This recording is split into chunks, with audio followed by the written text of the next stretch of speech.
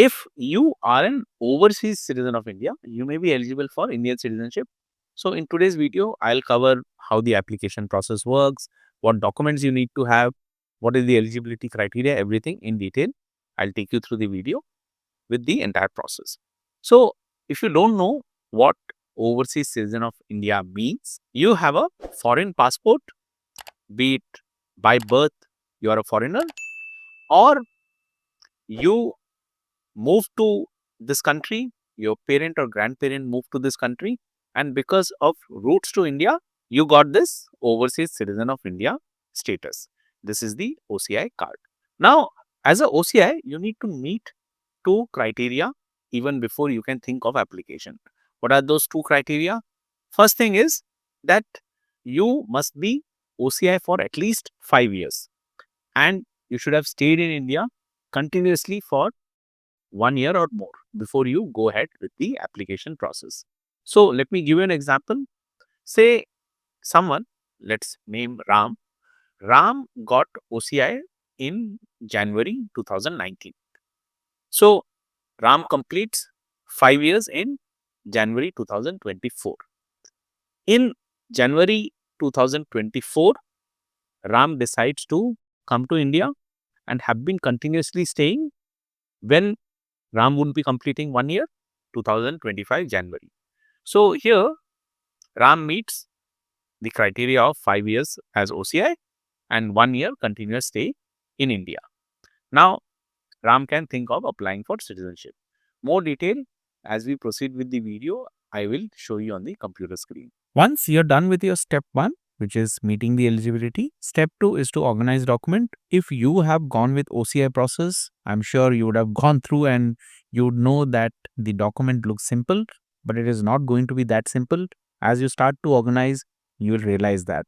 So your OCI card and your valid passport, that is foreign passport, make sure when you're doing the application you have a good validity period, and then proof of residency in India. When you would enter or exit India, your OCI and passport would have stamp. So in addition to that, your utility bill, rent agreement, bank statement, Aadhaar if that is applicable, all those documents you will keep it ready, including identity proof and the passport size photograph. So you can make a checklist of all the documents which needs to be organized. Now the question is, when you immigrate to any country, the country asks for India police clearance. So does that happen when you're going with the India citizenship? So what the logic says is that it generally does not require, because when you were applying for OCI, even then no police clearance was asked for. Instead, the Indian authorities, which you will see, would focus on verification. So there are agencies which will check your background inside India, your residence history, activities, compliance with visa, OCI condition, etc. And they may also run check through your immigration entry exit logs. So once that thing is done, again, as I said, if there are any security concern, if there are any gap in your stay history in India, if you have changed nationality recently, in such case, you could be asked for a police clearance from home country to clear doubt. Best thing to do is to make a checklist, and by making a checklist, you will ensure that you are not leaving any document. And if there is any inconsistency, say with name, which you, I'm sure, would have some supporting document. If there is a legal name change, you would have that legal name change document. If your personal status has changed, earlier you were single, now married, or divorced, or any other thing, so all those documents, you will have to keep it ready. Even if it is not asked, make a checklist, and you know that these are the document which has to go, and you will ensure that your application process is not getting delayed.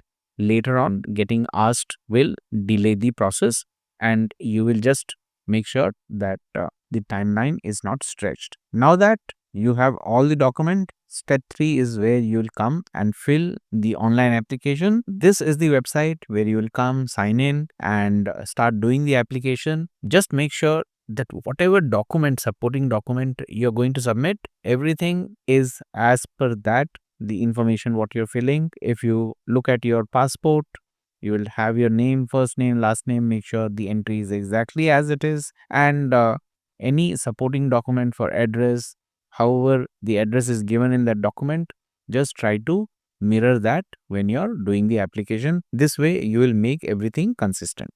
Once the application is done, you have uploaded everything what is required, you go and pay the prescribed fee, and then you come to step 4 where you take the printout of this application. So the application which you filled goes to the Ministry of Home Affairs, and then the printout of that application where you will get a reference number or an application number, that printout you will be submitting with the local district magistrate, district collector or subdivisional magistrate. As you can see on this website, there are updates on wherever there is any new edition which is happening. So you will get this update. Hopefully soon there is some database where you can figure out district wise whom you have to submit the document.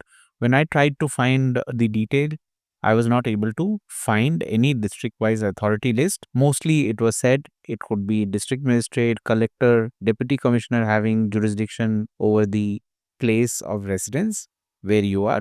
So in some district, it's district magistrate, in others, subdivisional magistrate, commissioner, or even FRRO if you are in metro. So that's why, it's important that when you are preparing the document, you also make research into where this document will go. You can also call the district collector's office reception and ask specifically for submitting an Indian citizenship application, that is naturalization, OCI to citizen, which officer is authorized to accept it. So they will direct you to the exact desk. Now, when you're submitting this document, again, make sure you have all the supporting document adequately with you. You may have to again give it here. So just a due diligence, calling them much before, asking for what all is required will save you time. Once you have submitted the printed application form, all the document in person or as it is instructed locally, then the next step is the background verification. This is where the police, intelligence agencies, they will verify your stay, record, your character, and here you can expect possible delays. When it comes to granting citizenship, of course, there will be some due diligence, and when two different organizations are going to interact, there might be delay.